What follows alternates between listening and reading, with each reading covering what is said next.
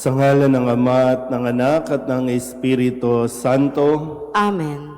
sumainyo ang Panginoon. At sumaiyo rin. Tayo po ay nasa ikalimang linggo sa karaniwang panahon. Mga kapatid, aminin natin ating mga kasalanan upang tayo'y maging marapat gumanap sa banal na pagdiriwang. Inaamin ko sa makapangyarihang Diyos at sa inyo mga kapatid na lubha akong nagkasala sa isip, sa salita at sa gawa at sa aking pagkukulang.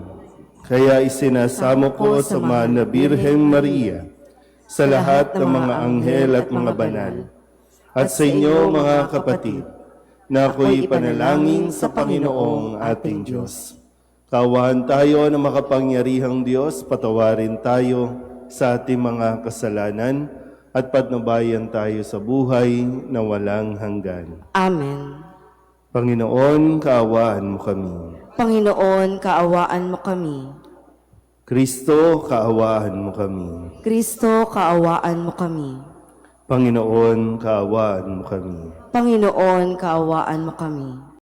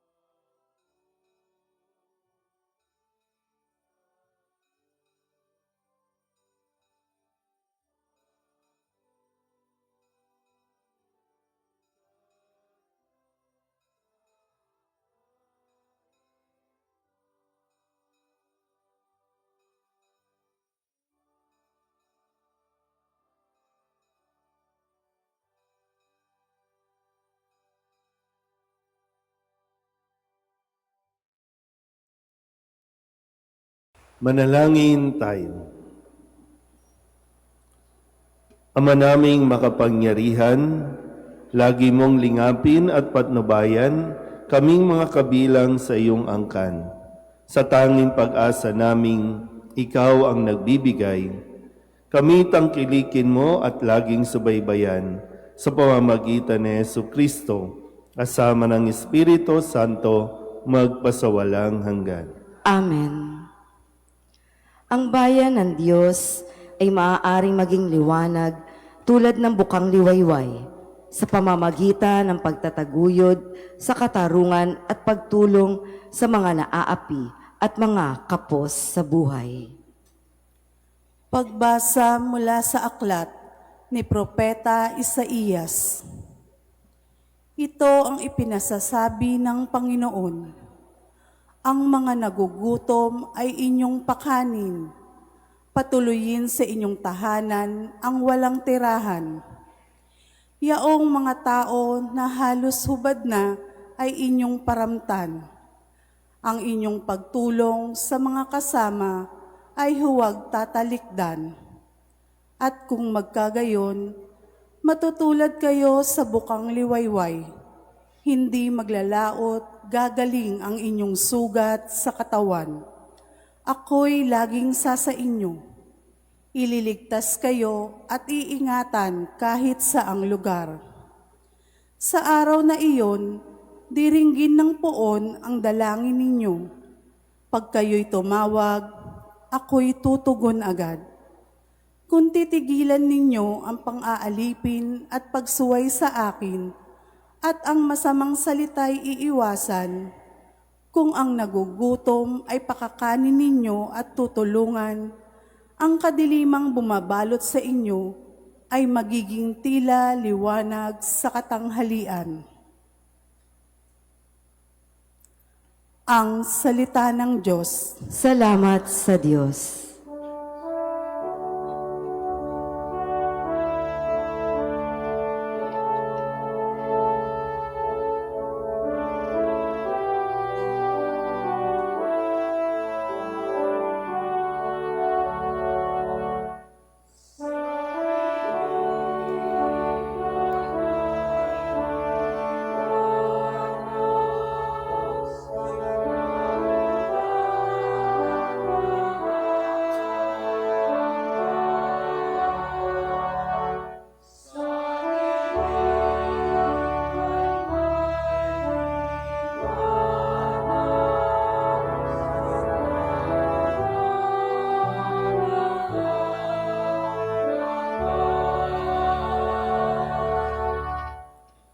Ang taong matuwid may bait at habag.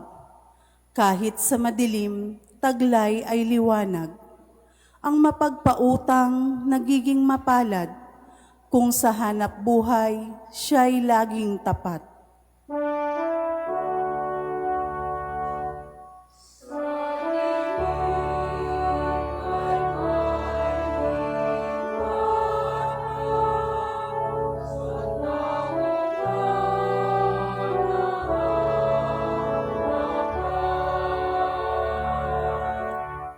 Hindi mabibigo ang taong matuwid, di malilimutan kahit isang saglit. Anong mang balita'y hindi siya takot, matatag ang puso't may tiwala sa Diyos.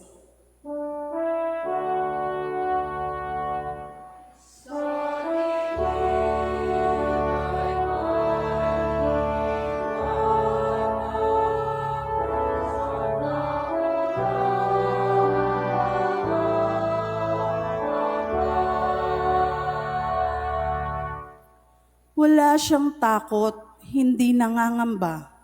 Alam na babagsak ang kaaway niya. Mabait na lubha, lalo sa mahirap. Ang pagiging matuwid ay di nagwawakas. Buong karangalan siyang itataas.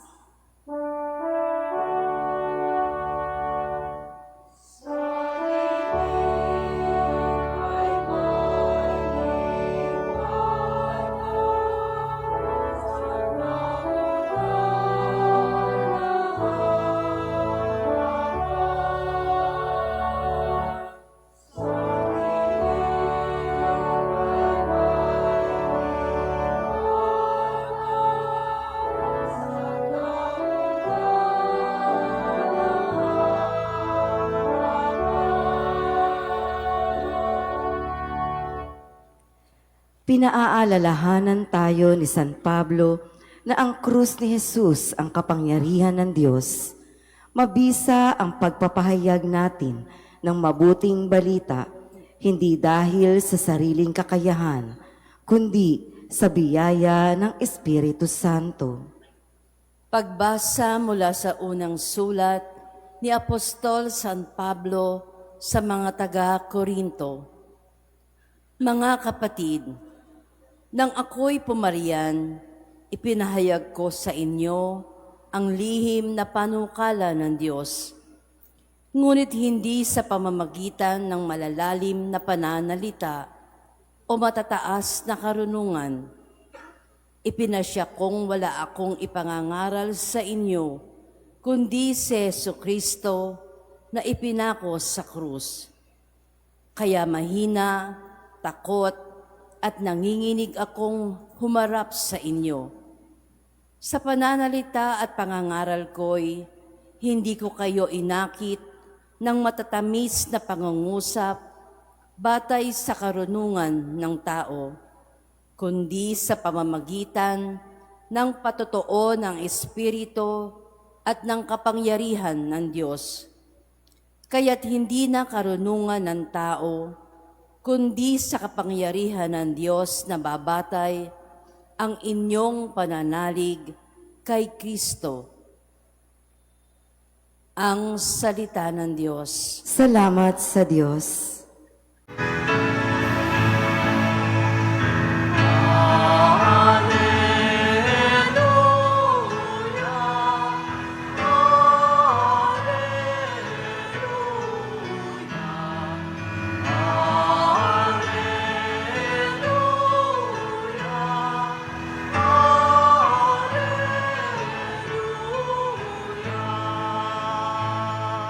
Sumainyo ang Panginoon. At sumaiyo rin. Ang mabuting balita ng Panginoon ayon kay San Mateo. Papuri sa iyo, Panginoon. Noong panahong iyon, sinabi ni Jesus sa kanyang mga alagad, "Kayo'y asin sa sanlibutan. Kung mawala ng alat ang asin, paano pang mapapanauli ang alat nito? Wala na itong kabuluhan, kaya't itinatapon na lamang at niyayapakan ng mga tao. Kayo'y ilaw sa sanlibutan. Hindi maitatago ang isang lungsod na nakatayo sa ibabaw ng burol.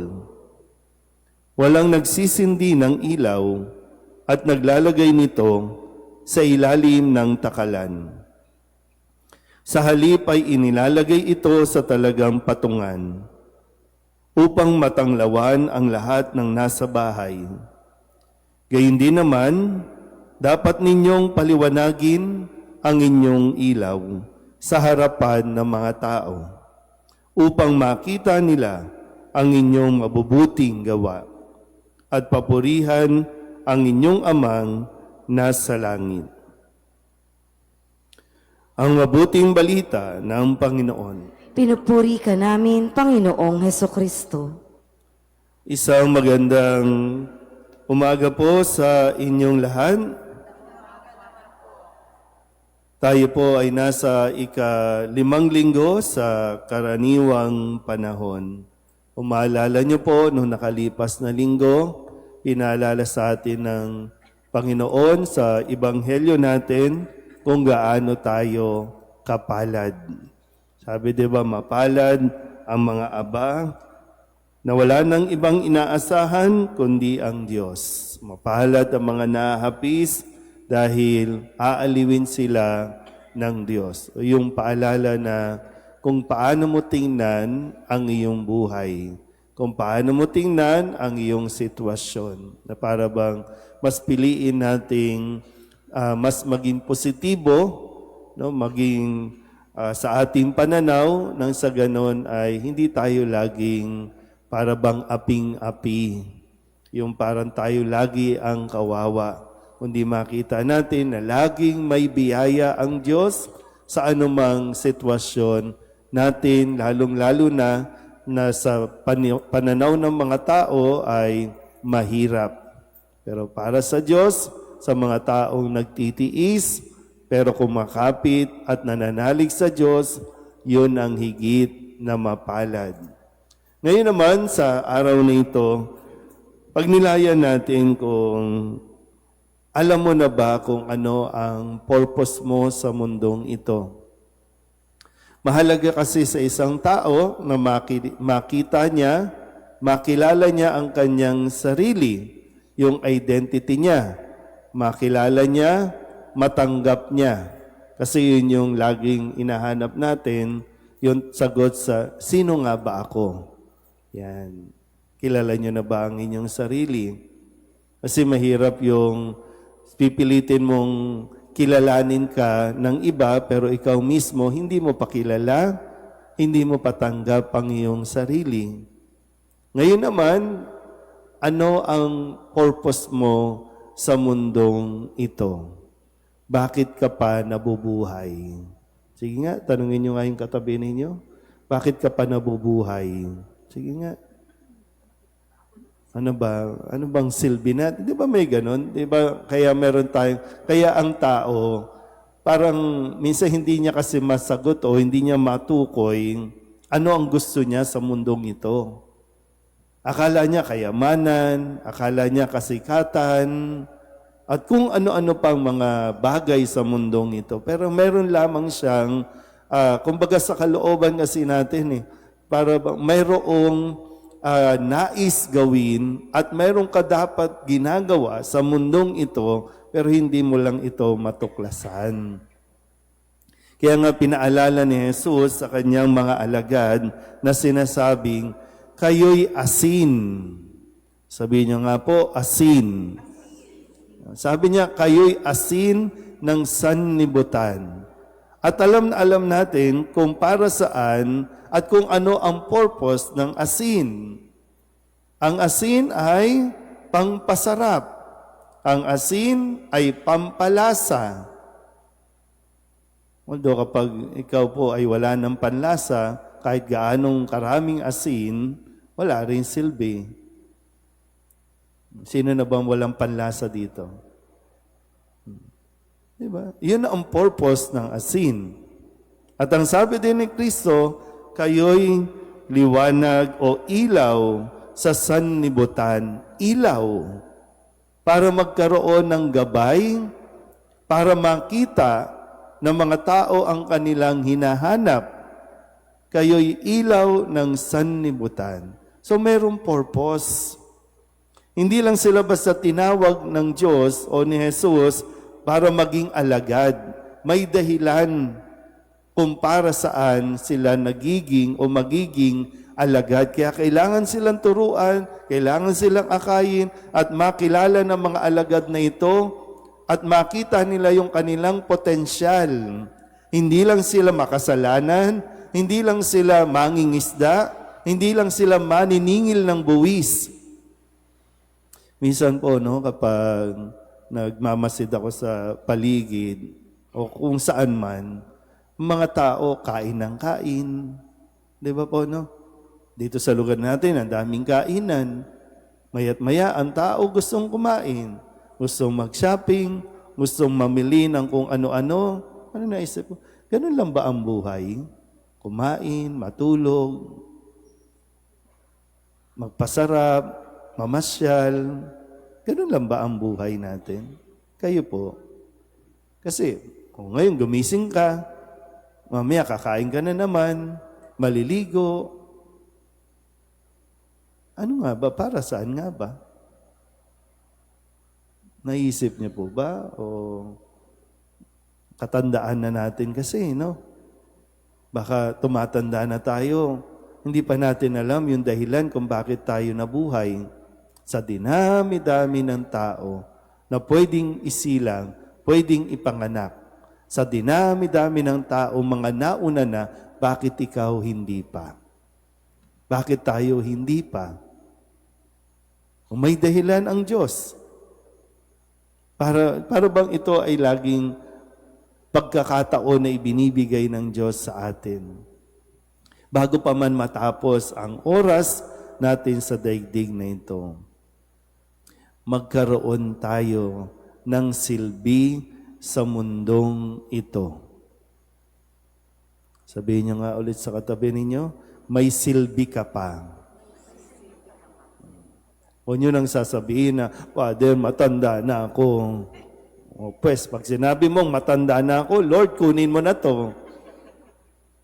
Kasi nung bata tayo, di ba, hindi natin naiisip to eh.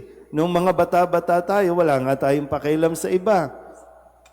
Tayo, nakafocus lang tayo sa kung ano yung hinahanap natin, kung anong gusto natin. Pero may mas malalim pa pala doon at dawa sa pagtanda natin, mas lumiliwanag na rin ang ating kaisipan para nang sa ganun magawa natin kung ano ang silbi natin sa mundong ito. Pero tandaan niyo po, no? Kailangan sakto lang. Kapag ang asin, konti, anong lasa? Matabang. Tingnan niyo nga mang mukha ng katabi ninyo kung matabang ang buhay. Malungkot, walang gana. Kapag sumobra ka naman sa asin, maalat. O, alin ang mukha ng katabi ninyo? Matabang o maalat? Diba? Wala rin silbi. So, sakto mo lang dapat, di ba? Sakto lang. Ganun din naman ang ilaw. Pag sinabi kasing ilaw, di ba? Magliwanag ka. Saktuhan mo lang. Kasi ang sobrang liwanag, nakakabulag. Wala rin makikita. Pag sinabi kasing liwanag, di ba, yung feeling mo, lahat alam mo. Lahat na lang gusto mo, ikaw ang masunod. Lahat ng sasabihin mo, dapat sundin. Sa sitwasyon natin, no, sa lipunan natin, ang daming may dalang liwanag, pero hindi nagsisilbing liwanag. Isa sa, sabi ko, no, sa issue natin sa politika halimbawa, alam nila ang katotohanan na dapat magliwanag. Sabi nga, inilalagay yan sa tamang lagayan para magliwanag, pero itinatago ang katotohanan. Kaya hanggang ngayon, nasa dilim pa rin tayo. Sabi nga ni sabi ni Lebiste ba yun, yung isang congressman na bata, sayang, sayang. Sabi niya, hawak ko ng ebidensya. Hawak ko na ang katotohanan, pero hindi ko ito ilalabas. Anong silbi? Para saan? Pero sana, tayo mismo,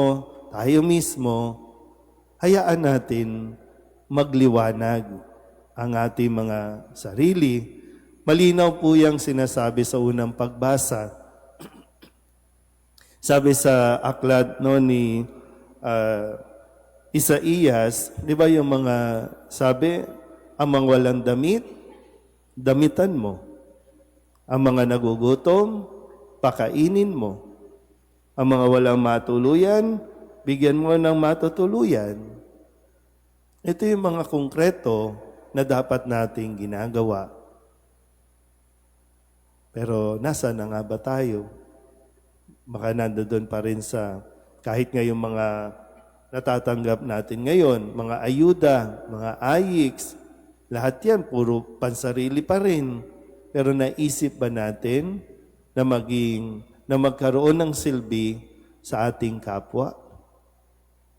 So, ulitin ko po, huwag nating sayangin ang puwang natin sa mundong ito. Gawin natin at ibigay natin kung ano ang nararapat na silbi natin sa mundong ito. Amen?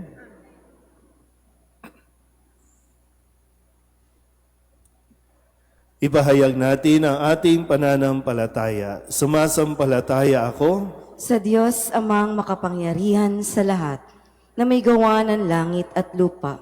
Sumasampalataya ako kay Jesucristo, iisang anak ng Diyos, Panginoon nating lahat. Nagkatawang tao siya, lalang ng Espiritu Santo, ipinanganak ni Santa Mariang Birhen, pinagpakasakit ni Poncio Pilato, ipinako sa krus na matay inilibing. Nanaog sa kinaroroonan ng mga yumao, nang may ikatlong araw na buhay na mag-uli, umakyat sa langit, naluluklok sa kanan ng Diyos amang makapangyarihan sa lahat. Doon magmumulang paririto at huhukom sa nangabubuhay at nangamatay na tao. Sumasampalataya naman ako sa Diyos Espiritu Santo, sa banal na simbahang Katolika, sa kasamahan ng mga banal, sa kapatawaran ng mga kasalanan, sa pagkabuhay na muli na nangamatay na tao, at sa buhay na walang hanggan. Amen. Mga kapatid, tinatawag tayo ngayon ng Panginoon upang maging asin at liwanag ng mundo. Umaasa tayo sa Kanyang biyaya upang magampanan nating mabuti ang gawaing ito. Ang ating pong itutugon, Ama namin, dinggin mo kami. Ama namin, dinggin mo kami. Para sa simbahan, maging liwanag nawa si Papa Leon, mga obispo, mga pari, mga diakono at mga laiko, sa gitna ng kadiliman ng karahasan, kasakiman, at iba pang mga anyo ng kasamaan sa mundo. Manalangin tayo. Ama namin, dinggin mo kami. Para sa lahat ng lingkod bayan, magsilbing liwanag nawa ang kanilang tapat at matuwid na paglilingkod para sa kapakanan ng mga mamamayan. Manalangin tayo. Ama namin, dinggin mo kami. Para sa aming mga kapatid na biktima ng pangangalakal sa kapwa-tao, tulungan mo kaming gumawa ng mga konkretong hakbang upang labanan ang mga gawaing pinag-uugatan ng pananamantalang ito. Manalangin tayo. Ama namin, dinggin mo kami. Para sa mga yumao naming mahal sa buhay, salubungin mo nawa silang umaasang humimlay sa iyong walang hanggang liwanag at kapayapaan. Manalangin tayo. Ama namin, dinggin mo kami. Sa ilang sandali ng katahimikan, ating ipanalangin ang iba pang mga pangangailangan ng ating pamayanan, pati na rin ang mga ating pansariling kahilingan.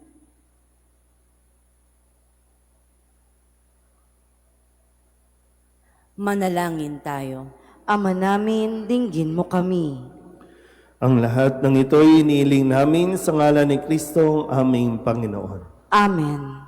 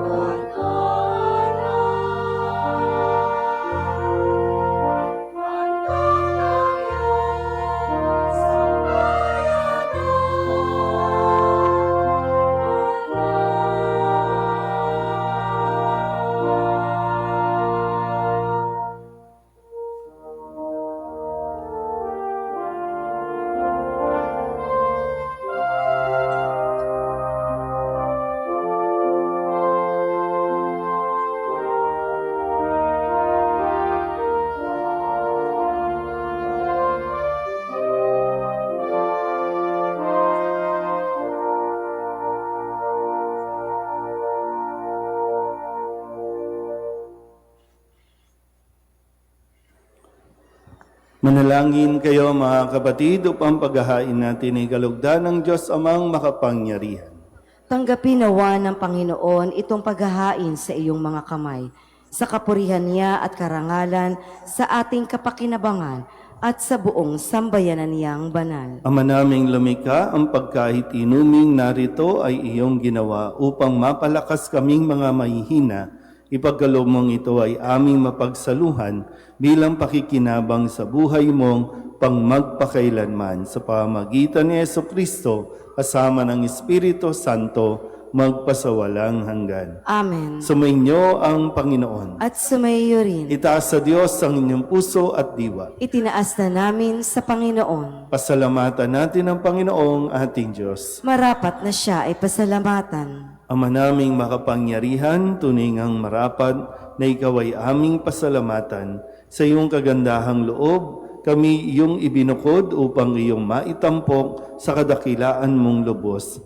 Kahit na ikaw ay aming tinalikdan dahil sa aming pagkasalawahan, gumawa ka pa rin ng magandang paraang may manguna sa amin para ikaw ay balikan.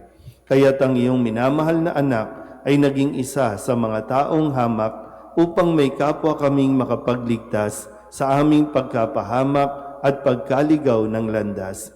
Kaya kaisa ng mga anghel na nagsisiawit ng papuri sa iyo nang walang humpay sa kalangitan, kami nagbubunyi sa iyong kadakilaan.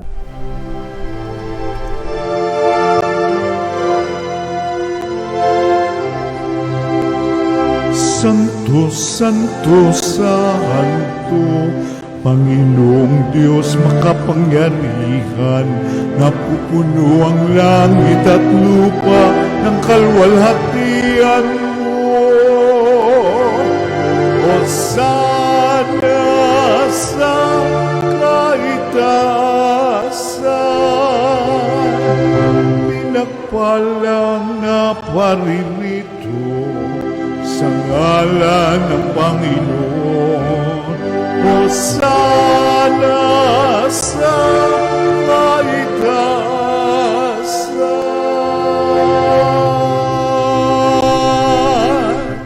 Ama naming banal, ikaw ang bukal ng tanang kabanalan. Kaya't sa pamamagitan ng iyong Espiritu, gawin mong banal ang kaloob na ito upang para sa aming maging katawan at dugo ng aming Panginoong Heso Kristo. Bago niya pinagtiis ang kusang loob na maging handog, hinawakan niya ang tinapay, hinasalamatan kaniya, pinaghati-hati niya iyon, iniabot sa kanyang mga alagad at sinabi, "Tanggapin ninyong lahat ito at kanin. Ito ang aking katawan na ihahandog para sa inyo."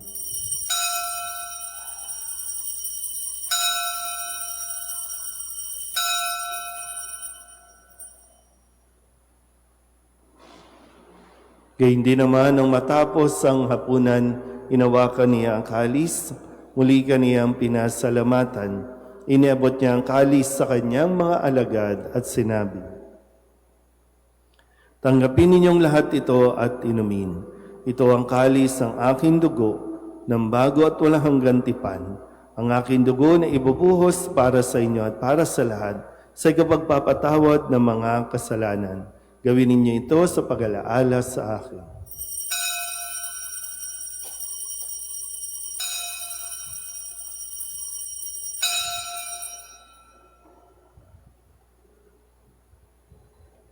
Ipagbunyi natin ang misteryo ng pananampalataya.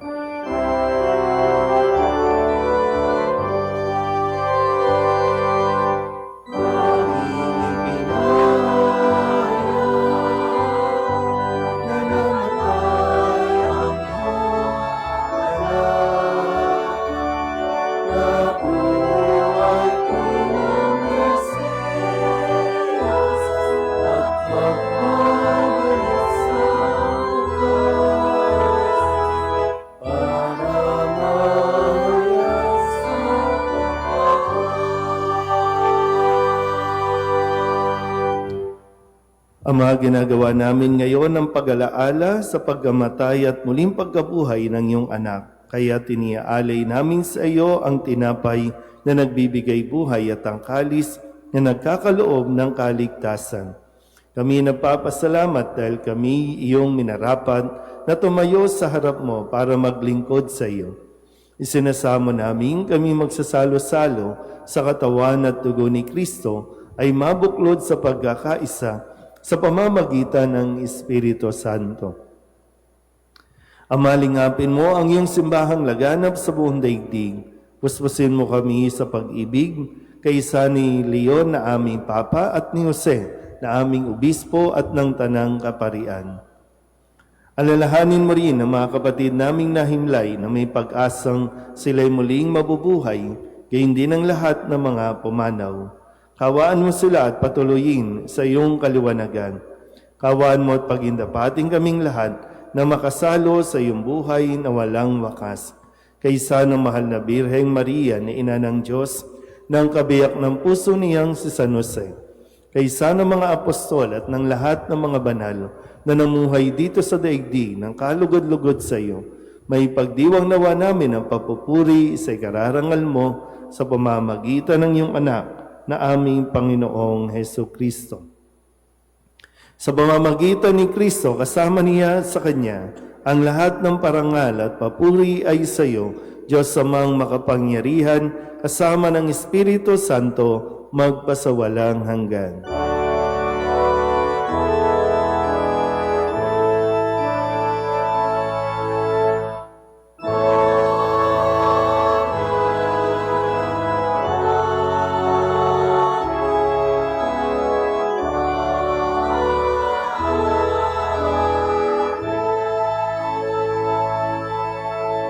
Sa tagubilin ng mga nakagagaling na utos at turo ni Jesus sa Panginoon natin at Diyos, ipahayag natin ang lakas loob.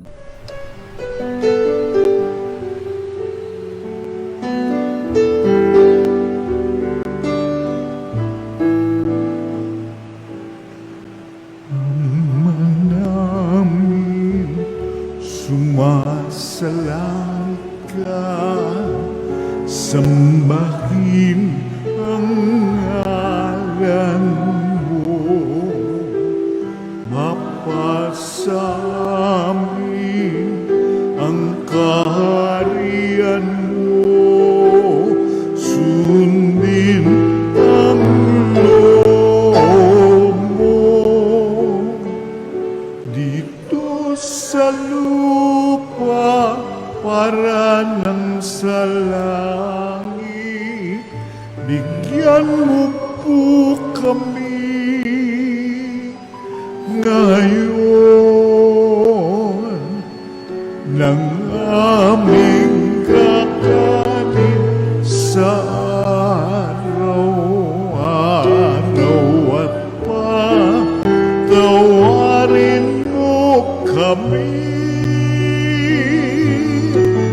sa aming mga sala para ng pagpapatawan namin sa nagkakasala sa amin, at huwag mo kaming ibang dulot sa tukso, at yadya mo kami sa lahat ng masama. Hinihiling namin kami iadya sa lahat ng masama, pagkalooban ng kapayapaan araw-araw, iligtas sa kasalanan at ilayo sa lahat ng kapahamakan, samantalang aming pinananabikan ang dakilang araw ng pagpapahayag ng tagapagligtas naming sa Hesukristo. Sapagkat iyo ang kaharian at ang kapangyarihan at ang kapurihan, magpakailanman. Amen. Panginoong Hesukristo, sinabi mo sa iyong mga apostol, kapayapaan ang iniiwan ko sa inyo, ang aking kapayapaan ang binibigay ko sa inyo. Tunghayan mo ang aming pananampalataya at huwag ang aming mga pagkakasala. Pagkalooban mo kami ng kapayapaan at pagkakaisa ayon sa iyong kalooban, kasama ng Espiritu Santo, magpasawalang hanggan. Amen. Ang kapayapaan ng Panginoon ay laging sumainyo. At sumayo rin. Mabigayan po tayo ng kapayapaan sa isa't isa.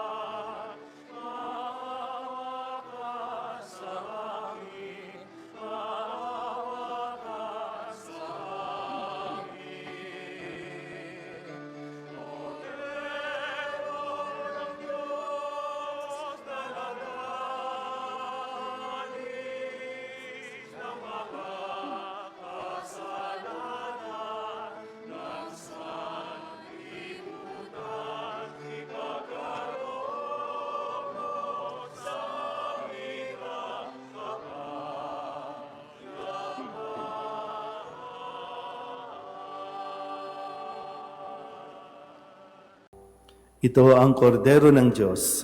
Ito nag-aalis ng kasalanan ng sanlibutan. Mapalad ang mga inanyayahan sa kanyang piging. Panginoon, hindi ako karapat-dapat na magpatuloy sa iyo, ngunit sa isang salita mo lamang ay gagaling na ako.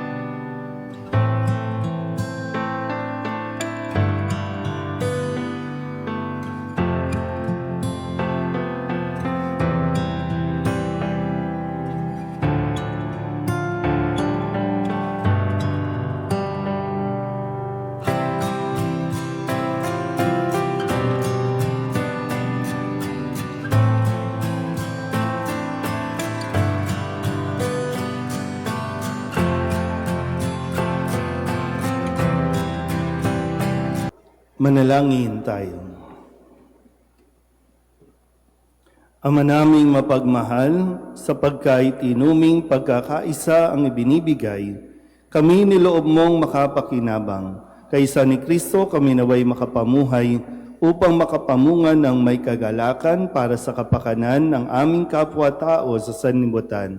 Sa pamamagitan niya, kasama ng Espiritu Santo, magpasawalang hanggan. Amen.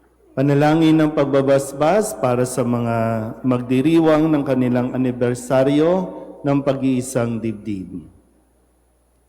Diyos na makapangyarihan at walang hanggan, itinaas mo at binigyang dangal ang buklod ng pag-iisang dibdib at ginawang sakramento ng pagkakaisa ng iyong anak sa simbahang kanyang kabiyak.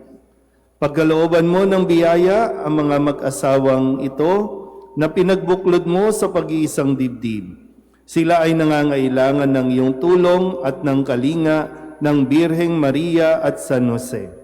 Idinadalangin namin na sa hirap at ginhawa ay manatili silang nagmamahalan sa isa't isa. Magkaisa nawa ang kanilang mga puso sa buklod ng kapayapaan. Sa kanilang pagpupunyagi, maranasan nawa nila ang galak ng iyong pagtulong. Sa kanilang kagalakan, matanto nawa nila na ang lahat ay mula sa iyo at ikaw ang kaganapan ng lahat. Hinihiling namin ito sa pamamagitan ni Jesucristo, aming Panginoon. Amen. Mga mag-asawa po kayo, no? Kiss naman. Ano, wala nang alat tayo?